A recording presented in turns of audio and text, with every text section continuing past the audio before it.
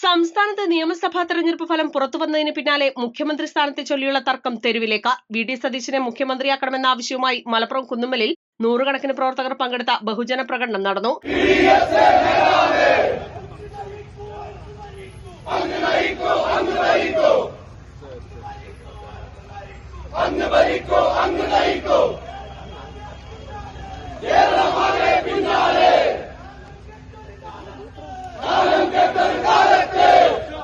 ജനകീയ മുന്നണിയുടെ ആഭിമുഖ്യത്തിൽ മതേതര കേരളം വീടിക്കൊപ്പം എന്ന ബാനറിലായിരുന്നു മാർച്ച്.